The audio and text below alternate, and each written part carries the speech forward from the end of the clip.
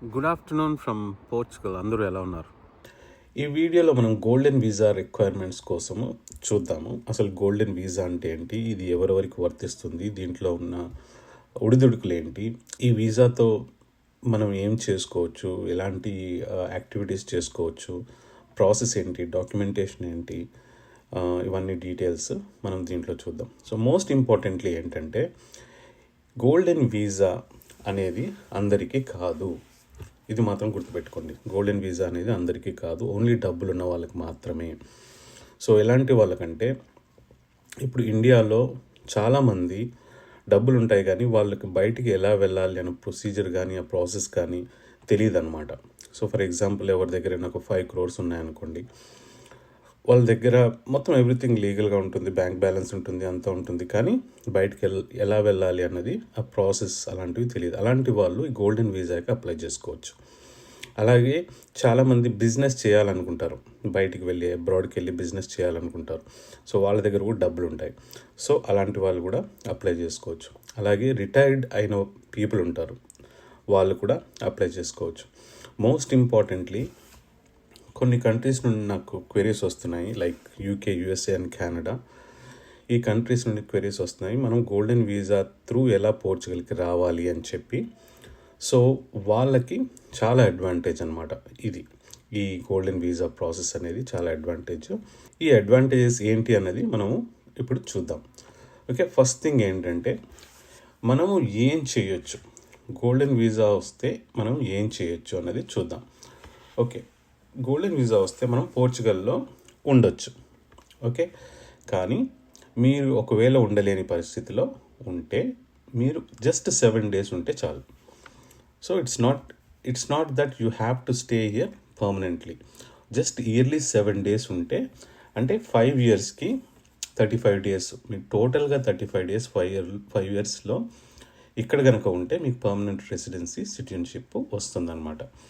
లేదా మీరు కంప్లీట్గా ఉండాలి అనుకుంటే కూడా హ్యాపీగా ఉండొచ్చు ఇక్కడ. ఇంకొకటి ఏంటంటే travel freely in Schengen area. Up to 29 countries Schengen జోన్లో ఉంటాయి. వాటిలో మనము 90 days ఇన్ ఎనీ 180 days, అంటే ఎవ్రీ 6 monthsకి మనం 90 days మనము షాంగన్ కంట్రీస్లో ఉండొచ్చు అనమాట. ఇంకా నెక్స్ట్ వన్, మీరు వర్క్ చేసుకోవచ్చు లేదా ఏదైనా బిజినెస్ స్టార్ట్ చేసుకోవచ్చు. మీరు ఇక్కడే ఉండాలని డిసైడ్ అయిపోతే వర్క్ చేసుకోవచ్చు, బిజినెస్ స్టార్ట్ చేసుకోవచ్చు, లేదా చదువుకోవచ్చు. ఓకే, నెక్స్ట్ వన్ ఏంటంటే bring your family. This is very interesting, please pay attention. Right, Sanjeevani ట్రస్ట్లో రమణారెడ్డి అనే యువకుడు తన లైఫ్ని నిరుపేదల కోసం డెడికేట్ చేస్తున్నాడు. అతని గురించి ఇండియన్ ఎక్స్ప్రెస్లో కూడా ఆర్టికల్ వచ్చింది, మీరు చూడొచ్చు. మనలో చాలామంది చేయాలనుకున్నా చేయలేని మంచి పనులు తను చేస్తున్నాడు. తను ఇలాంటి హెల్ప్ కంటిన్యూ చెయ్యాలి అంటే తనకి మన హెల్ప్ డెఫినెట్గా అవసరము. నా తరపు నుండి నేను తోచిన సహాయం చేస్తున్నాను. మీకు తోచినంత సహాయం చేయాలి అనిపిస్తే కింద ఫోన్ నెంబర్ ఉంది, మీరు ఫోన్పే చేయొచ్చు. లేదా మీరు తన ట్రస్ట్కి కావలసిన సరుకులు, రైస్ కానీ, పప్పు కానీ, ఆయిల్ కానీ ఇలాంటివి డెలివరీ చేయొచ్చు. Please help him. Thank you so much in advance. ఇక్కడ ఏంటంటే మీరు మీ వైఫ్ని కానీ మీ హస్బెండ్ని కానీ తీసుకురావచ్చు, మీ చిల్డ్రన్ అండర్ 18 వాళ్ళని తీసుకురావచ్చు, మీ చిల్డ్రన్ ఓవర్ 18 వాళ్ళని కూడా తీసుకురావచ్చు హూ ఆర్ స్టడీయింగ్. ఇది చాలా కీ, ఎందుకంటే most of the countries do not allow this. 18 దాటిన వాళ్ళని డిపెండెంట్గా కన్సిడర్ చేయరు చాలా కంట్రీస్లో. ఓకే, సో పోర్చుగల్ కన్సిడర్ చేస్తుంది, కానీ వన్ క్లాజ్ ఏంటంటే they should be studying. For example ఇండియాలో ఎవరి పిల్లలైనా 18 years 19 years ఉన్న వాళ్ళు ఏం చేస్తుంటారు, యూజువల్గా అప్పుడప్పుడు డిగ్రీకో లేదా ఇంజనీరింగ్కో వెళ్తుంటారనమాట. సో వాళ్ళు కూడా చేయొచ్చు. అంటే వాళ్ళు ఇంజనీరింగ్ ఫైనల్ ఇయర్లో ఉన్నారనుకోండి, they will be around 22-23 years ఉంటాయి వాళ్ళకి. సో అలాంటి వాళ్ళు కూడా డిపెండెంట్గా రావచ్చు అనమాట. ఇంకా మోస్ట్ ఇంపార్టెంట్ థింగ్ ఏంటంటే dependent parents of either spouses. So ఇది చాలా ఇంపార్టెంట్, ఇది చాలా కంట్రీస్ అలౌ చేయవు. దీని మీనింగ్ ఏంటంటే మీరు మీ పేరెంట్స్ని, మీ అత్తయ్య, మీ మావయ్యలను కూడా తీసుకురావచ్చు. సో ఇది చాలా కంట్రీస్ అలౌ చేయవు. So this is a very good thing, right. Next one, access to public health care and education. So మీరు వన్స్ ఇక్కడ గోల్డెన్ వీసా రెసిడెంట్ అయ్యి ఉంటే మీకు నేషనల్ హెల్త్ సిస్టమ్ ఎస్ఎన్ఎస్కి యాక్సెస్ ఉంటుందన్నమాట. అది ఫ్రీ హెల్త్ కేర్, మనకి super free health care, plus public schools యూనివర్సిటీస్కి మీ పిల్లలకి యాక్సెస్ ఉంటుంది ఫ్రీగా, కంప్లీట్లీ ఫ్రీ. ఆఫ్టర్ 5 years మీరు ఇక్కడ ఉన్న తర్వాత మీరు పర్మనెంట్ రెసిడెన్సీకి కానీ లేదా పోర్చుగీస్ సిటిజన్షిప్ కానీ అప్లై చేసుకోవచ్చు. మీరు ఒకటేసారి రెండింటికి అప్లై చేసుకోవచ్చు, నాట్ ఏ ప్రాబ్లం, ఏం ప్రాబ్లం ఉండదు. ఫస్ట్ పర్మనెంట్ రెసిడెన్సీ వచ్చిన తర్వాతే సిటిజన్షిప్ అప్లై చేయాలి అని కొన్ని కంట్రీస్లో ఉంటుంది, కానీ ఇక్కడ మనం రెండు అప్లై చేసుకోవచ్చు అనమాట. ఎందుకంటే పోర్చుగీస్ సిటిజన్షిప్కి కొంచెం లాంగర్ ప్రాసెస్ ఉంటుంది. సో మనం రెండింటికి అప్లై చేస్తే ఫస్ట్ పిఆర్ వచ్చేస్తుంది, తర్వాత స్లోగా సిటిజన్షిప్ వస్తుంది అనమాట. ఇంకొక కీ ఇంపార్టెంట్ థింగ్ ఏంటంటే hold other nationalities. Portugal allows dual citizenship. మీకు తెలిసే ఉంటుంది చాలామందికి. ఇండియా డ్యూయల్ సిటిజన్షిప్ అలౌ చేయదు. మనకి ఏంటంటే మనం వేరే కంట్రీలో సిటిజన్షిప్ తీసుకోవాలి అంటే we have to give up our Indian citizenship, give up చేసేయాలి. గివప్ చేసిన తర్వాత మనం ఓసిఐ కార్డ్ తీసుకోవాలి, ఓవర్సీస్ సిటిజన్ ఆఫ్ ఇండియా అని చెప్పేసి కార్డ్ ఉంటుంది, అది తీసుకోవాలన్నమాట. అది దాంట్లో కొన్ని లిమిటేషన్స్ ఉంటాయి. That is not completely equivalent to citizen of India. Okay, కొన్ని చేయలేము మనం ఓసిఐ కార్డ్తో ఇండియాలో. కానీ ఇప్పుడు ఫర్ ఎగ్జాంపుల్ చాలామంది యూకేలో, యుఎస్ఏలో, కెనడాలో, ఆస్ట్రేలియా, న్యూజిలాండ్, సింగపూర్, మలేషియా ఇట్లాంటి కంట్రీస్లో సిటిజన్షిప్ తీసుకుని ఉంటారు, ప్లస్ ఓసిఐ కార్డ్స్ తీసుకుని ఉంటారు. సో అలాంటి వాళ్ళు పోర్చుగల్లో గోల్డెన్ వీసా మీద వచ్చి సిటిజన్షిప్ తీసుకుంటే they can keep both the citizenships plus OCI card. అంటే మీకు ఆల్మోస్ట్ మూడు సిటిజన్షిప్స్ ఉన్నట్టు. ఒకటి ఓసిఐ ఉంటుంది ఇండియాకి, ఇంకొకటేమో మీరు యూకే నుండి అయితే మీ యూకే సిటిజన్షిప్ ఉంటుంది, ప్లస్ పోర్చుగీస్ సిటిజన్షిప్ కూడా ఉంటుందన్నమాట. That is a very good advantage.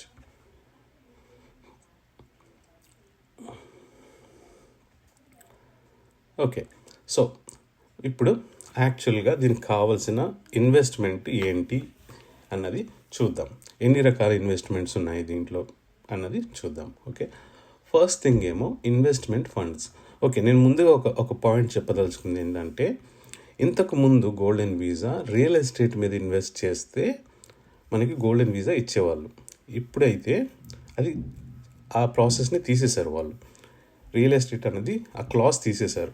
అంటే దాని మీనింగ్ ఏంటంటే, మనం ఇప్పుడు ప్రాపర్టీస్ కొంటే ప్రాపర్టీ మీద మనకి వీసాలు ఇవ్వరు.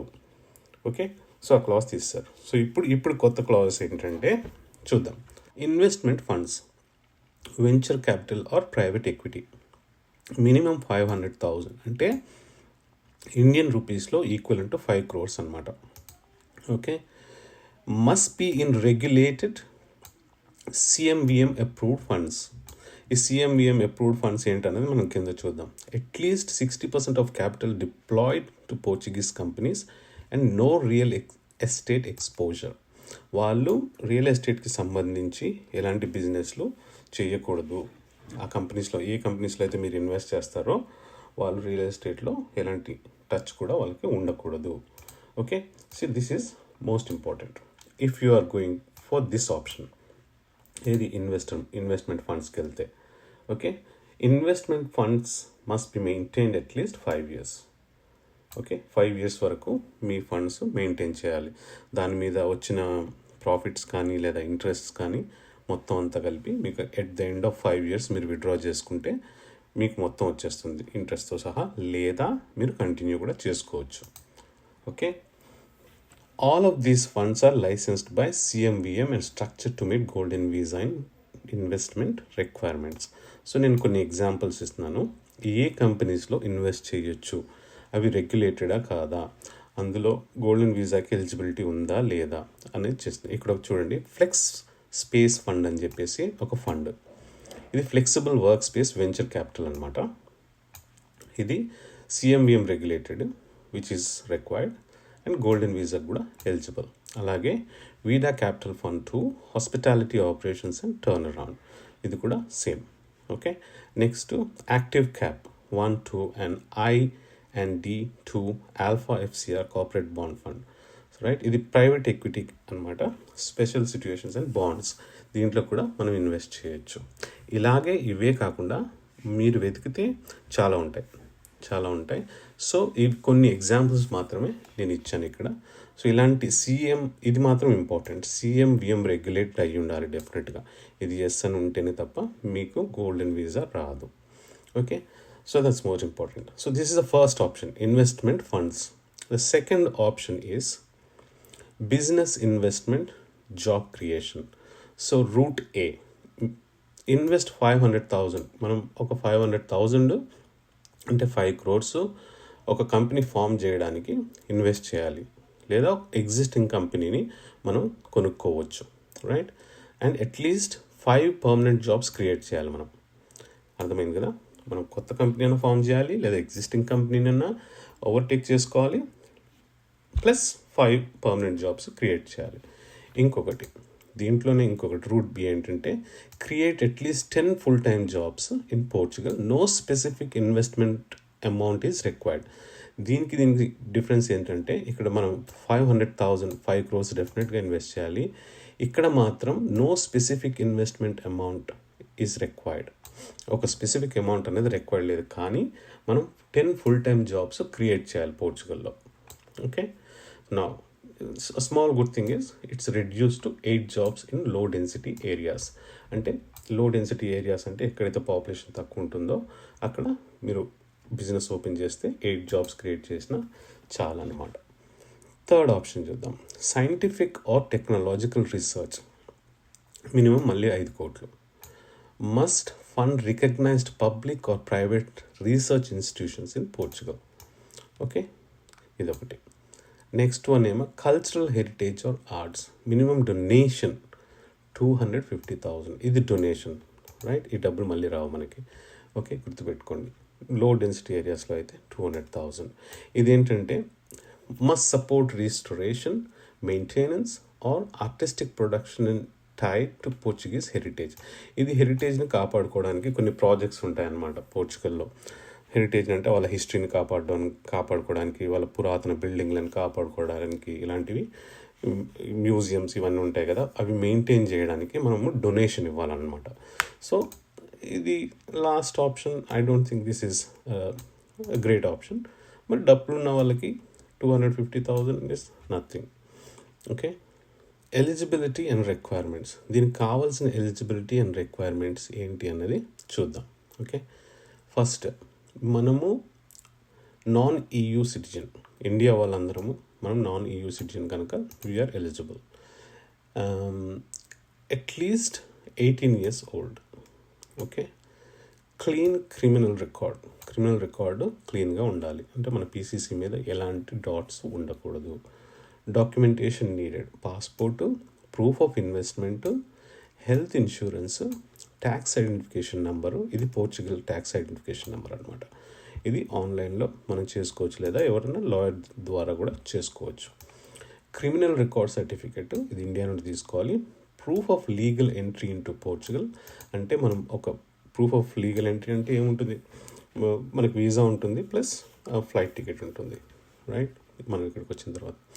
And legalisation apostle of documents as required. Me documents అన్నీ కూడా లీగలైజేషన్ చేసుకోవాలి త్రూ అపోస్టిల్, త్రూ కోర్ట్ అనమాట.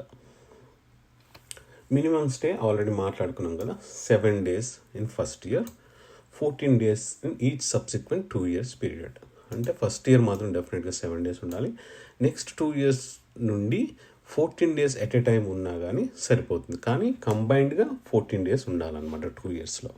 అంటే దాని మీనింగ్ ఏంటంటే మీరు ఒక సెకండ్ ఇయర్లో రాలేపోయారు అనుకోండి, నెక్స్ట్ 7 daysకి, థర్డ్ ఇయర్లో వచ్చి 14 days ఉంటే చాలన్నమాట.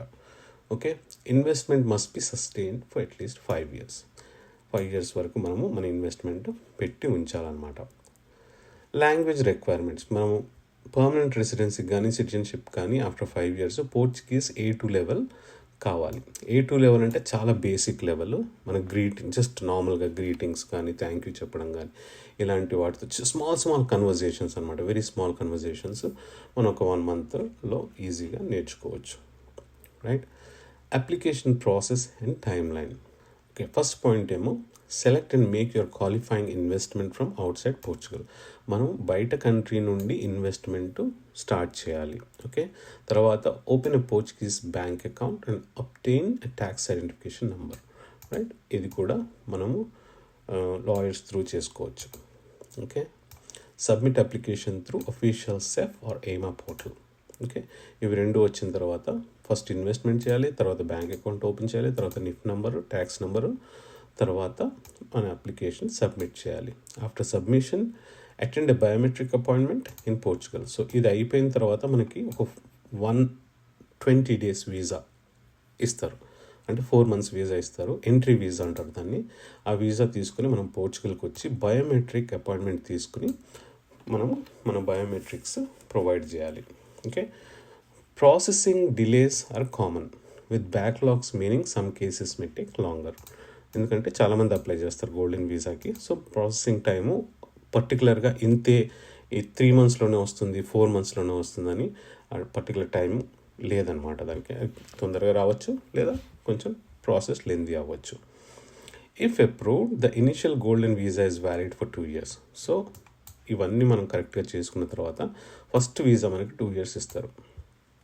రైట్, మళ్ళీ తర్వాత సెకండ్ ఇయర్లో 2 years అయిన తర్వాత మళ్ళీ 2 years టర్మ్ ఉంటుంది. అలా 5 years తర్వాత మనకి పర్మనెంట్ రెసిడెన్సీ ఆర్ సిటిజన్షిప్కి ఎలిజిబిలిటీ వస్తుందన్నమాట.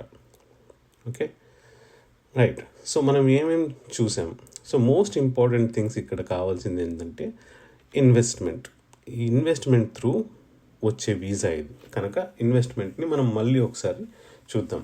ఫస్ట్ ఆప్షన్లోకి వెళ్తే ఇన్వెస్ట్మెంట్ ఫండ్లోకి వెళ్తే 500,000, ఇక్కడ 5 crores మనం ఇన్వెస్ట్ చేయాలి. మనం ఆల్రెడీ మాట్లాడుకున్నాము ఎక్కడెక్కడ ఇన్వెస్ట్ చేయాలి, ఏ ఫండ్స్లో ఇన్వెస్ట్ చేయాలని పైన డిస్కస్ చేసాము ఆల్రెడీ. తర్వాత సైంటిఫిక్ అండ్ టెక్నాలజికల్ రీసెర్చ్, దానికి కూడా 500,000. లేదా బిజినెస్, ఒకటి ఎగ్జిస్టింగ్ బిజినెస్ని మనం తీసుకోవడం కానీ లేదా కొత్త బిజినెస్ని క్రియేట్ చేయడం కానీ చేసిన తర్వాత ప్లస్ 5 jobs క్రియేట్ చేయాలి, దానికి కూడా ఇన్వెస్ట్మెంట్ 5 crores. లేదా 10 jobs క్రియేట్ చేయగలిగితే with no capital is required. అంటే ఒక స్పెసిఫిక్ అమౌంట్ అన్నది వాళ్ళు అడగట్లే, కానీ మనం బిజినెస్ ఓపెన్ చేయడానికి డబ్బులు కావాలి కదా.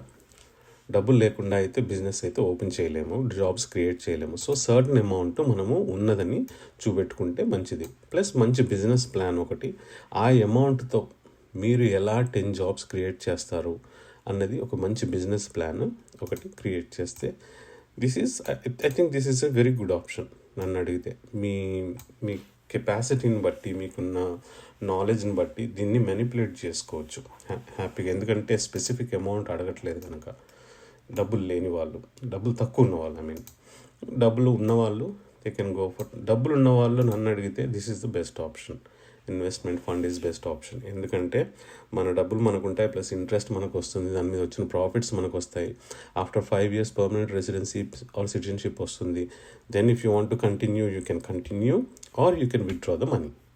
So if I have money, I'll go for this.